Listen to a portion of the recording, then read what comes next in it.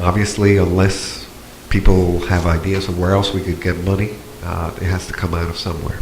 So either we don't do the increases that I presented on the first slide, or we have to go after some of these cuts or some of the revenue additions. At this point, I'm open for questions. I know the school committee would like to hear people's opinions, so I'm going to move the mic back to the corner.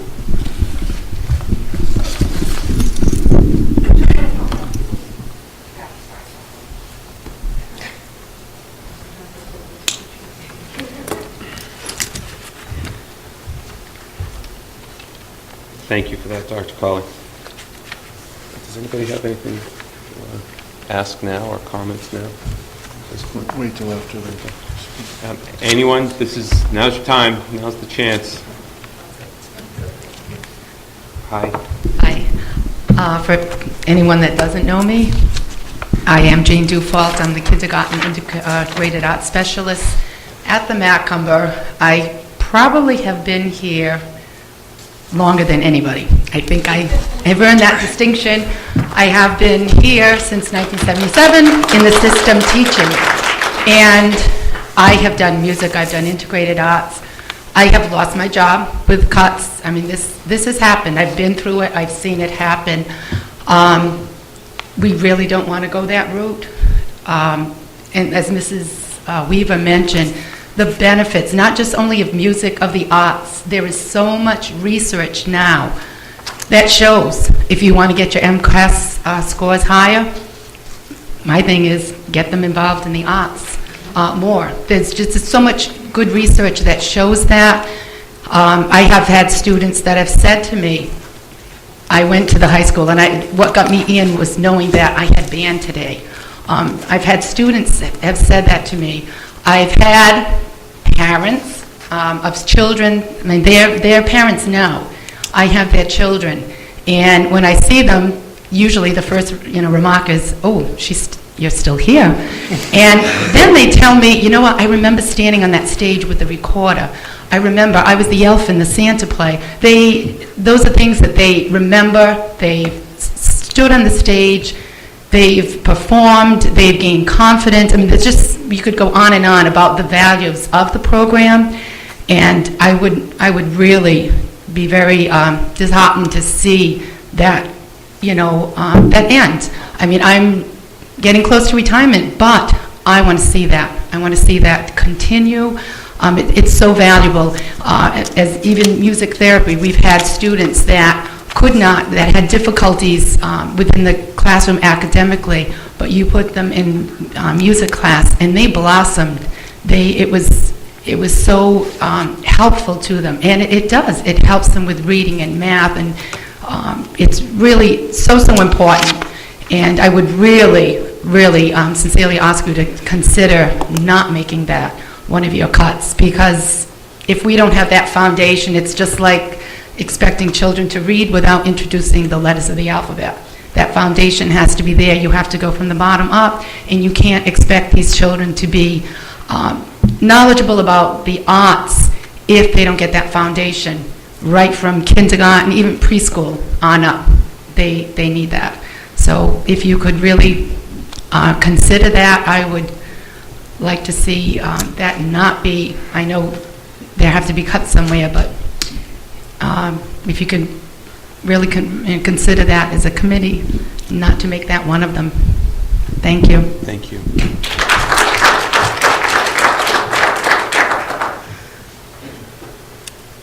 Anyone else?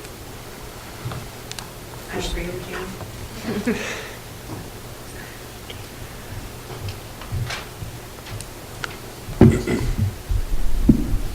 Hi, my name is Lisa Mock, and I'm going over this proposed budget, and I'm a little confused, so if someone could help clarify something. On the additional needs, we're trying to recover from last year's cuts with teacher, because we cut teachers. But over here, one of the cuts is to cut teachers. Grade 6, grade 2, 3, 4, 6, and 7. So I'm trying to do my checks and balances. I'm a little confused.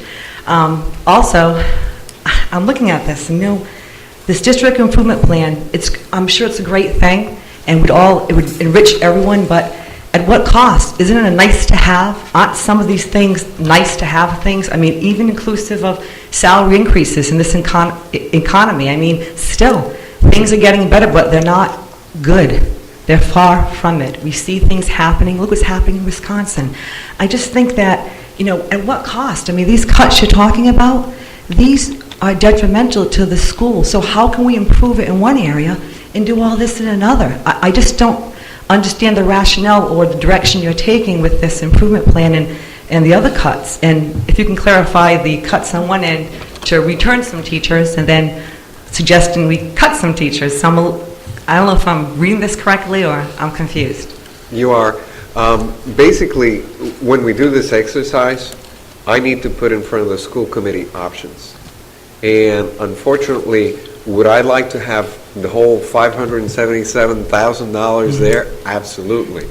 But there is no funding for any of those things. So it's up to the school committee to give me direction. Hopefully that's where we're going to go next week when we meet again as a school committee. Hopefully it'll give me directions to say, we want some of those, we don't want any of them. Based on what they ask for, then the options whether to do cuts or additions is going to have to be used to balance anything that we add to the budget beyond the 14,960. Okay. So I'm putting it on both sides that yes, we would like to recover that, but the recovery would have to come from somewhere. And what I put on the other two sheets is possibilities of where it would come from. So But- I'm not saying that you could have it both ways. In other words, you Right. can't I mean, bring back teachers and cut them. Absolutely not. But isn't the district improvement plan a nice thing to have if we could afford it? Well, If we didn't have to make such extreme cuts? in my opinion, no. The district improvement plan is based on what the school district should be doing all along that we haven't been able to do because we don't have the funding. So, for example, when we talk about improvements in terms of student achievement, right now we have issues with meeting our yearly, adequate yearly progress at the elementary and the middle school. And if you want to improve that, you have to put some investment in. It could be part of investment in terms of professional development for the teachers. It could be additional funding for materials for the teachers to use. It could be additional materials for assessment, instruction, all those pieces that actually help the teachers produce a better product, which would be our students. You're not going to get that unless you put the money in. So, should we be doing that? Yes. Is it a nice to have? I don't think so. But at this point, we're not given easy choices to make. So we can say, fine, we'll try to do the best we can with what we have, but we know it's not enough. And then my hope is people won't come back a year later and say, how come my kid didn't do better on the MCAS? I'm going to go, well, because we had to increase class size 2 years ago, and then we didn't put any money towards making it better. So the two go hand in hand. Either you have the improvement or you don't have the improvement. So somewhere along the line, we have to make some really bad decisions or choices because the money is not there this year. And can you comment on the salary increases and Salary contractual increases, obligations? when you take a look at salary increases, we go through a process that's a collective bargaining process. And in those negotiations, you try to give to the staff what you feel is, possible, prudent, and the staff is going to ask for something in return.